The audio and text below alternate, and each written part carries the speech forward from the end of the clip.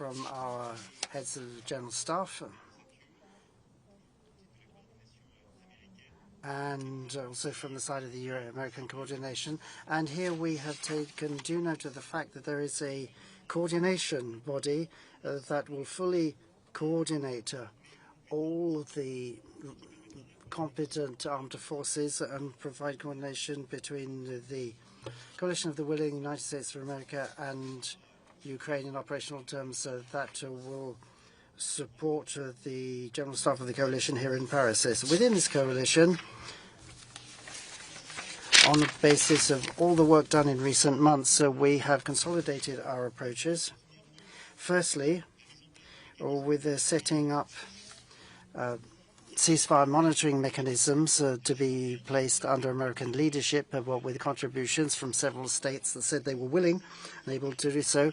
Then long-term support, firstly to Ukrainian armed forces that are and will remain in the front line of defense and deterrence against aggression. So we will have on a volunteer basis 800,000 men with training capabilities and all the necessary resources to ensure that this army can deter any new aggression. Then we'll continue to lay the ground for the creation of a multinational force in the air, on the seas and on land to provide reassurance after the ceasefire and a long way behind the contact line that was agreed between all the general staff from France to Germany and Poland. I would also like to salute the work done and offered by Turkey in maritime theatre. They are willing to take on responsibilities. And fourthly, we have decided to translate into legal terms these commitments to support Ukraine in the event of a new attack by Russia through solidarity and intervention mechanisms. And also, we are continuing to converge around the questions of economic support and corruption. That's the second thing we talked about. But at the same time, we have consolidated the architecture, the planning, the means and the rules for the security guarantee for Ukraine the day after peace is signed, both for Ukraine and the continent of Europe. Part of our discussion was then focusing on Ukraine's future prosperity with the American plan that was presented and the European contributions with a desire to speed up our work alongside Ukraine so that in the next few weeks this prosperity plan can be finalized. It will be a major component of the peace agreements. All of this constitute essential pillars of what will support the negotiations that are underway. And we want, therefore, that to be completed as soon as possible. But these security guarantees are the key to ensuring that never a peace agreement can mean Ukrainian surrender, and never a peace agreement can mean a new threat for Ukraine. And I think what's very important to underscore is all the countries represented here, but also all the countries in the coalition of the willing and those who attended this meeting following the excellent coordination that we had last year in Berlin. All those actors share the same desire for peace in Ukraine and Europe, but we insisted that this be a fair, lasting and strong peace. And we're all clear in our minds that the peace agreements signed by Russia in the last 15 years have all been broken in Moldova, Georgia and Ukraine. Therefore, based on that experience, we want to have peace and guarantees of peace on the basis of Europe's experience of the last 15 years. This is why the Paris Declaration includes these guarantees and notes the convergence between Coalition of the Willing, Ukraine and the United States of America. In addition to all this, in the short term, we will continue to provide our support to Ukraine to cope with all the challenges it is facing at the moment in terms of protecting its airspace, protecting civilians who are continually targeted, even as we speak, by the Russians. And we will also continue our work on sanctions to limit and reduce Russia's war effort. So that is what I have to report, thanking my colleagues in Europe and the United States for the progress that has been possible thanks to today's meeting. I'll now hand over to President Zelenskiy.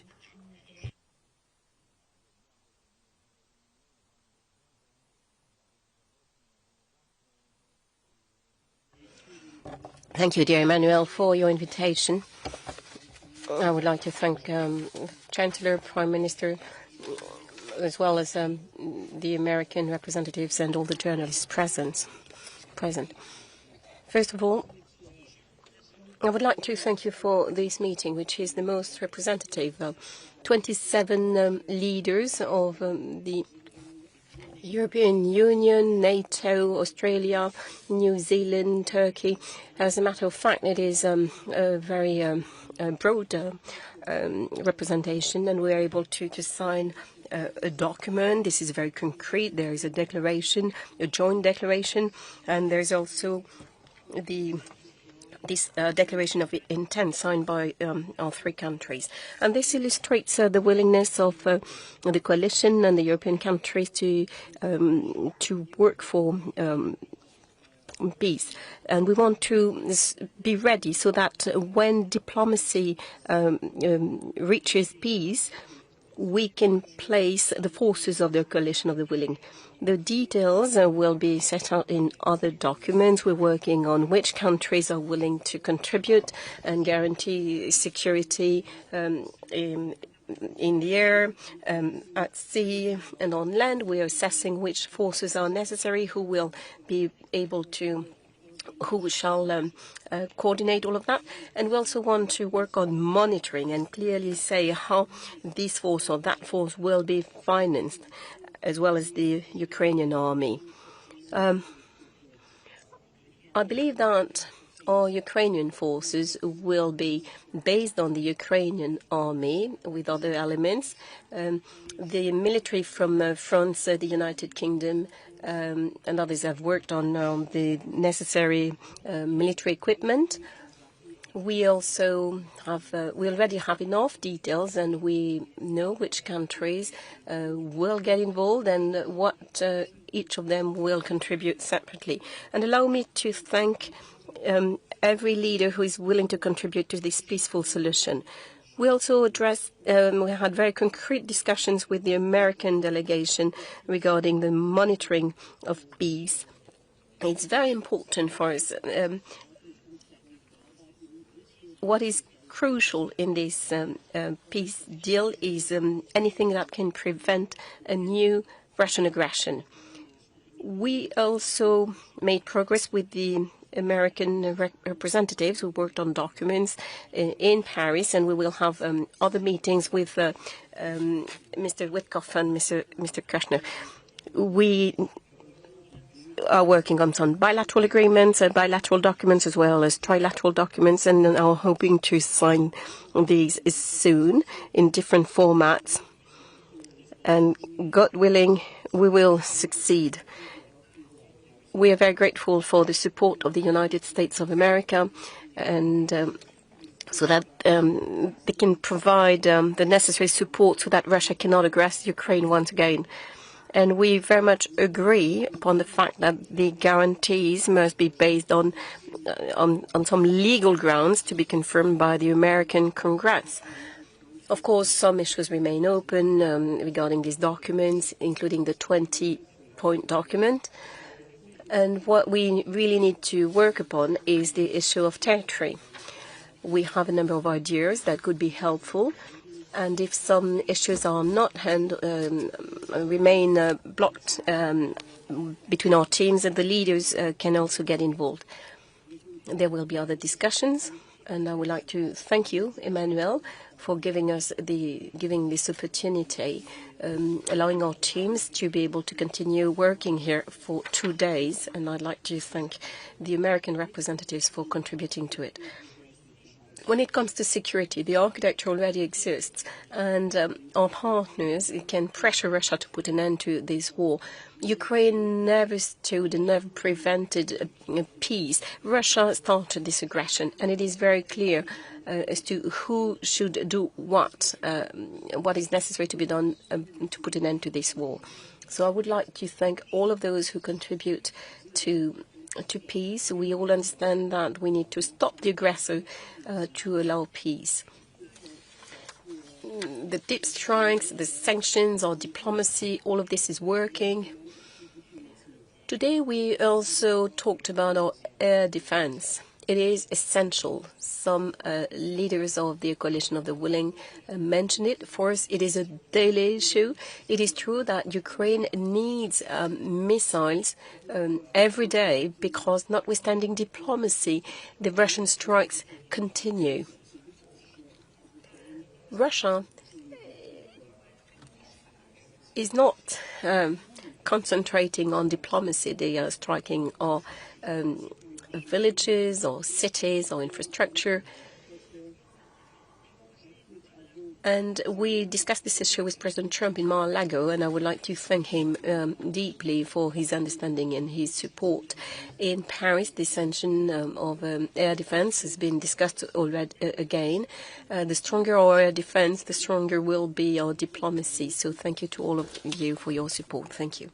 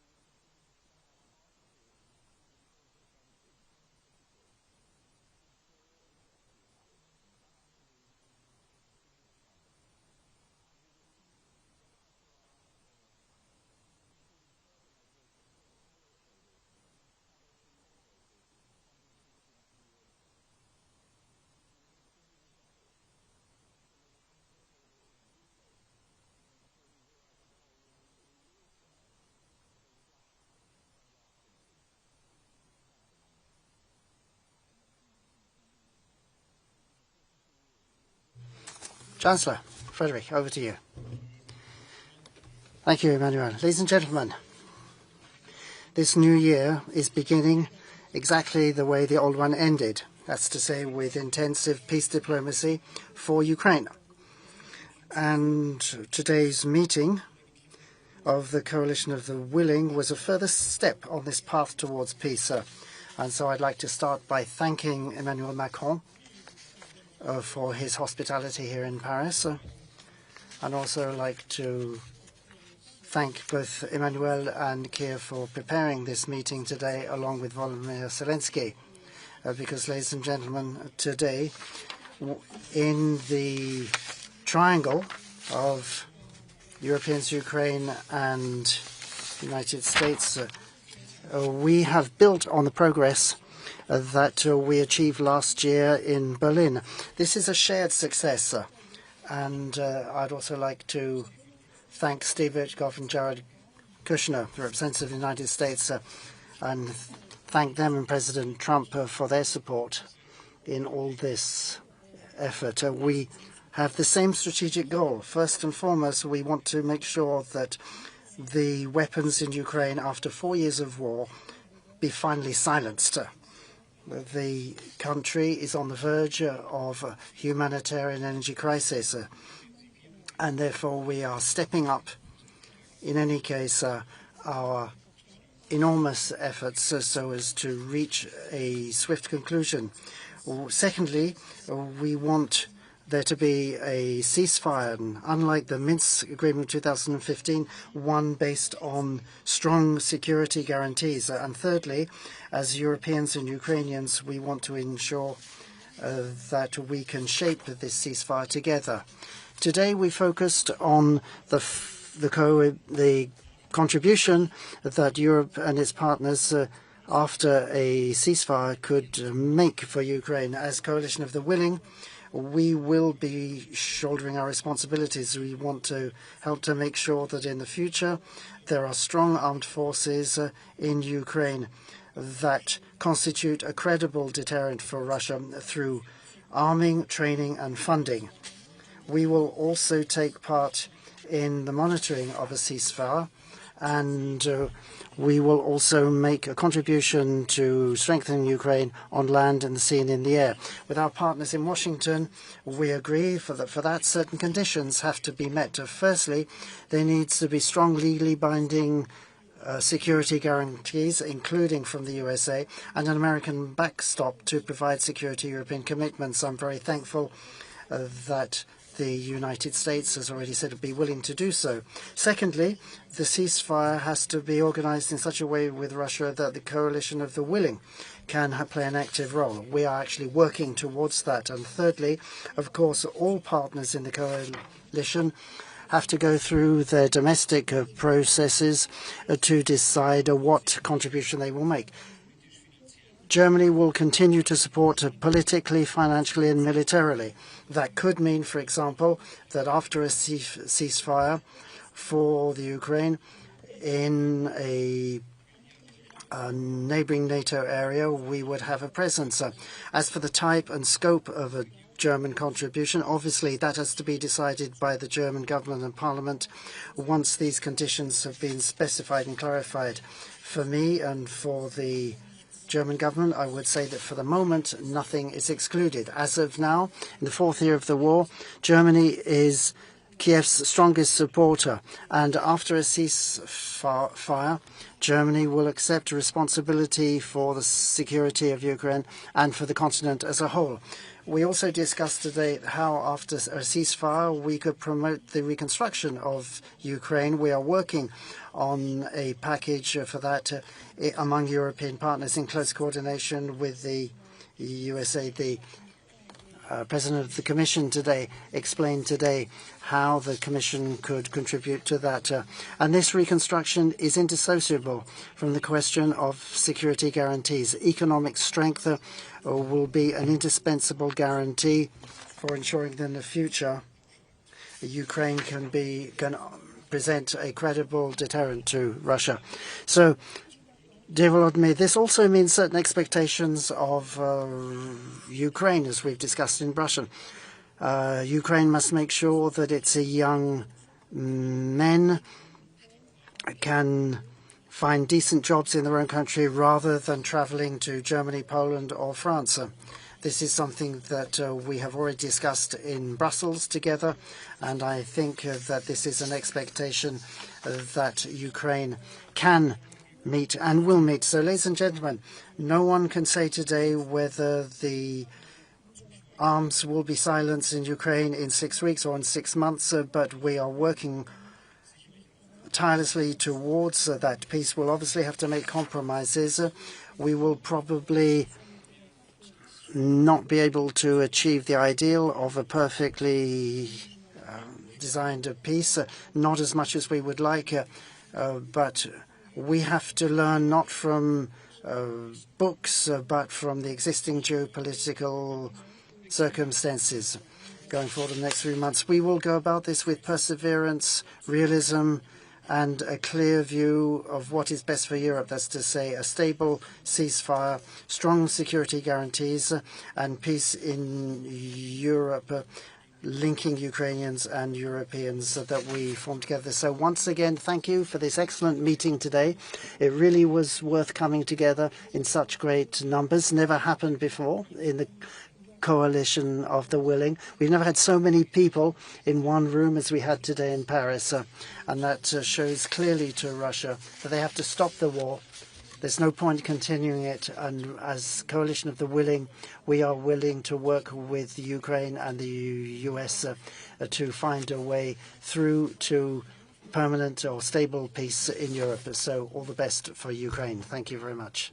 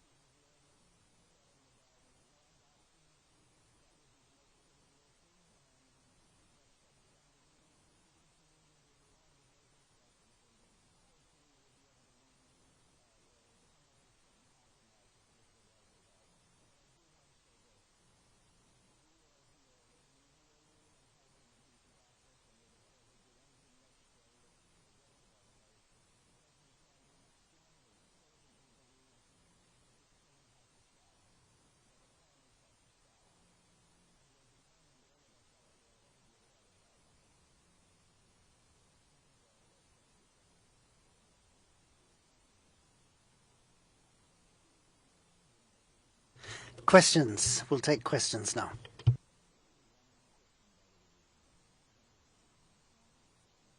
Go ahead.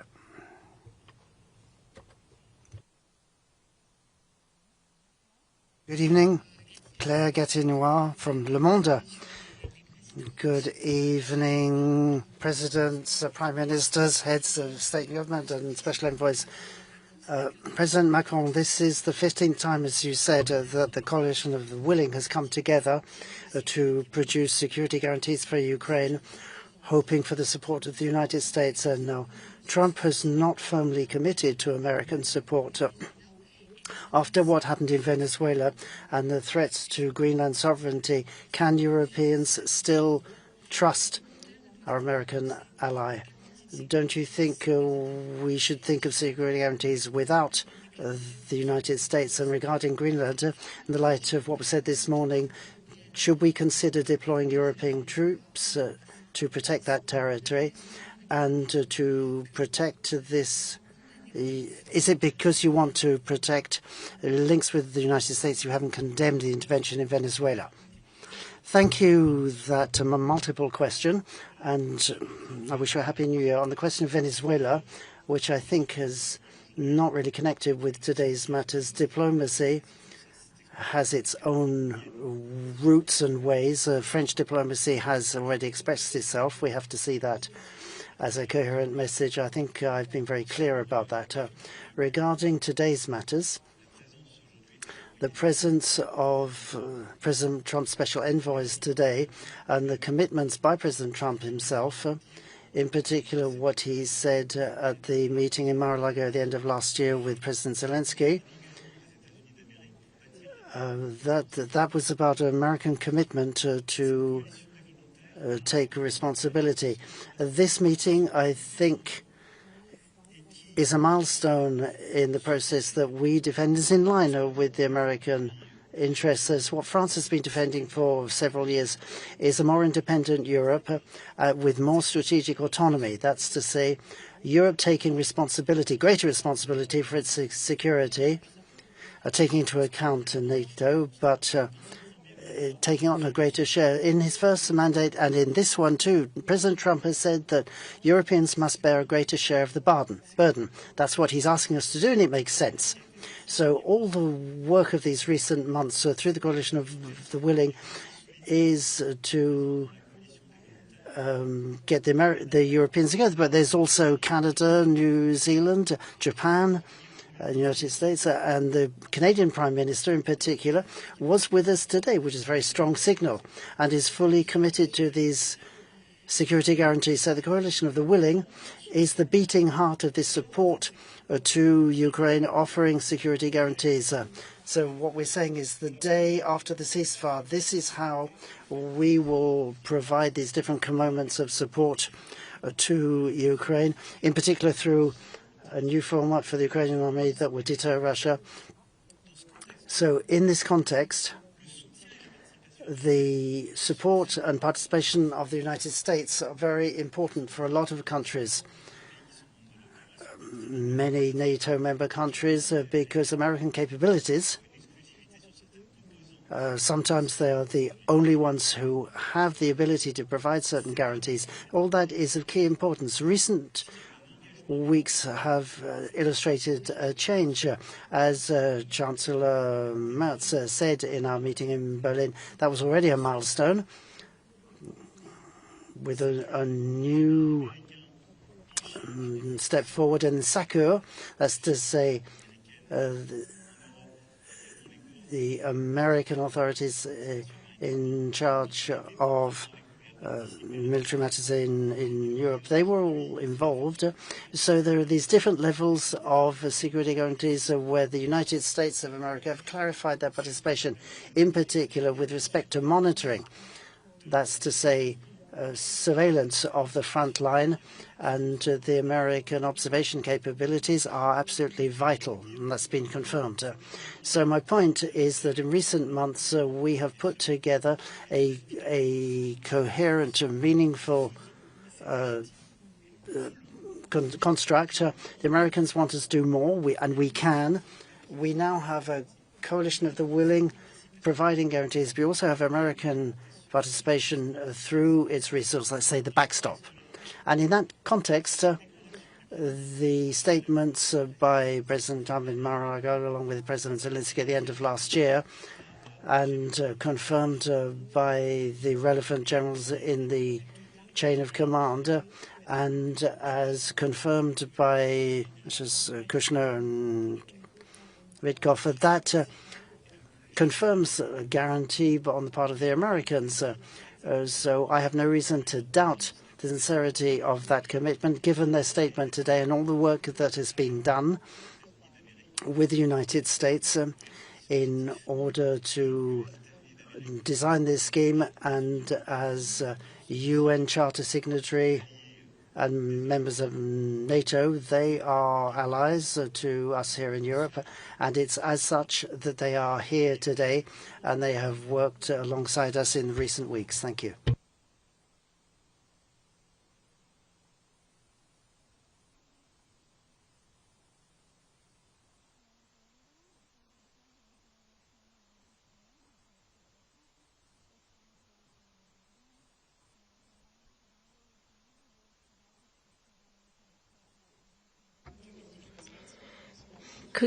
Could you say that the security guarantees are ready to be put in place? And what about the legal framework? What would be the institutional basis? Would that be an invitation for a multinational force?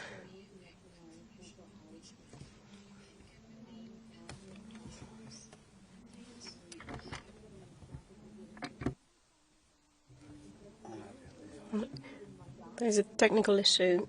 The interpreters can't hear.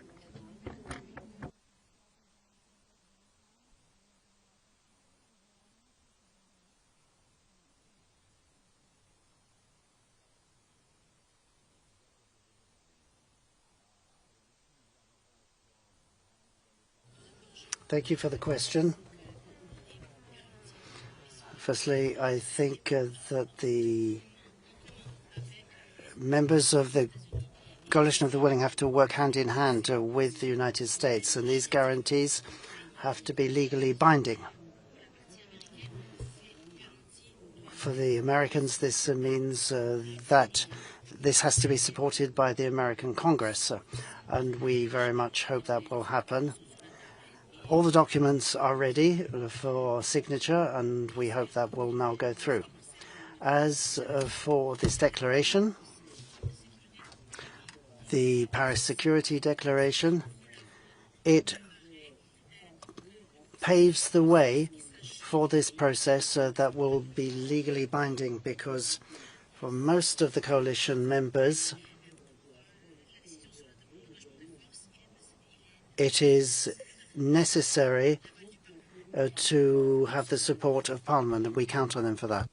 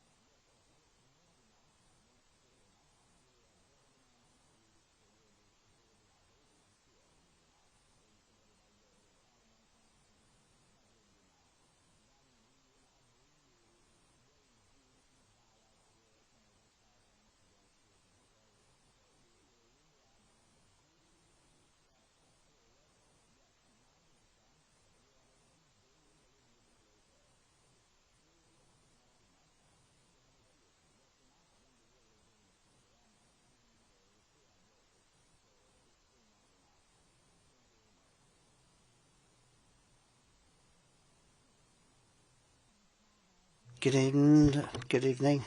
Bundeskanzler, Mr. Merz, I'm from the Allgemeine Zeitung. You talked about major milestones. One of them is perhaps that Germany is willing to make a military contribution to the coalition. Do you think that's enough to put forces in a neighboring NATO area? Could you say a bit more about that? There are expectations. You said that Germany is the biggest supporter. So do you think we should up our military contribution? Thank you, Ms. Wiegel, for that question.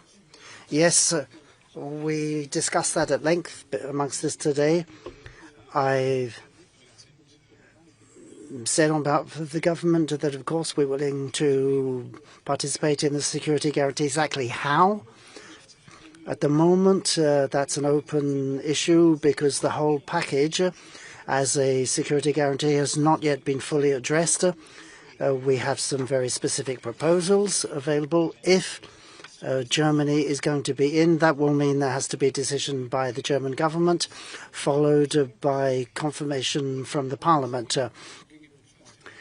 So I will make proposals to the government and the parliament, perhaps once we have a ceasefire, and when in the coalition of the willing we have a consensus view on how we should proceed. We're moving in that direction, but I said in discussions today that it can be the right thing to do both things. That's to say, to place troops in Ukraine, but that means strengthening Ukrainian troops first and foremost, but also in a neighboring state, perhaps place further troops that would be available for intervention should there be a fresh Russian aggression. I'm saying if, it's all on the conditional because the total package has not been negotiated, but the basic premise for all this is a ceasefire agreement with Russia, and that then has to be secured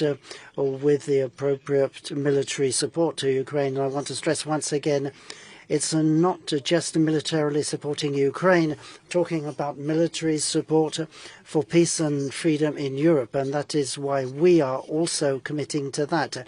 It's not just about the territorial integrity of Ukraine. It's about the lasting maintenance of the political freedom and peace that we have in Europe. We've always protected that, and deterrence has been the case of the last 70 years, and I imagine that will be the case of decades going forward as well. Thank you. That's the end of the press conference. Thank you all very much, and good night. And Happy New Year once again to you all.